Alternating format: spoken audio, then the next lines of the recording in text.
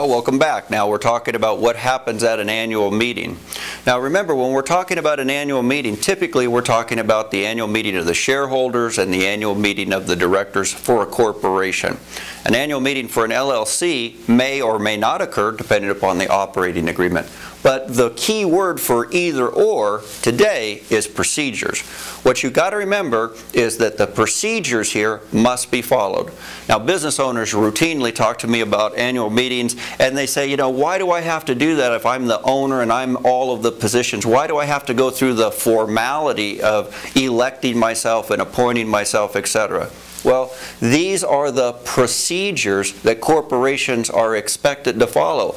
And you, even though you're one person, you still have to follow these procedures.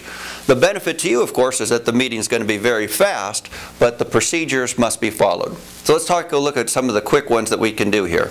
The first one we want to recognize is notice. You have to give notice of this meeting.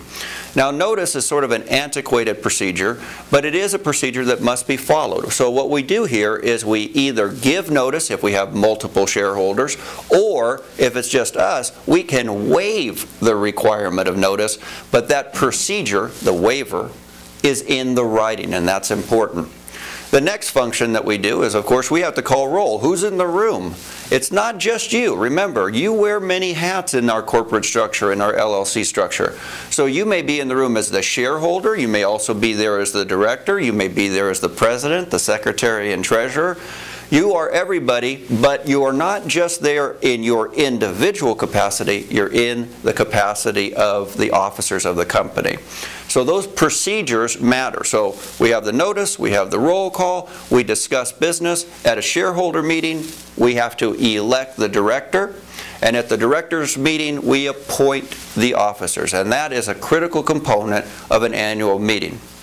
Now, one of the most common things that I hear from business owners today is what they want to do. They want to have an annual meeting, but they want to fly away and they want to have it in Tahiti or something like that.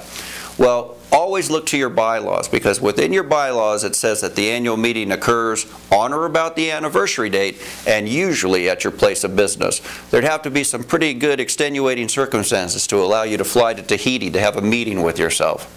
So remember, procedures are what matter in annual meetings. We follow those procedures. We can refer back to them when we look at our bylaws or our operating agreement, but procedures must be followed if we're going to stay in compliance with our record book.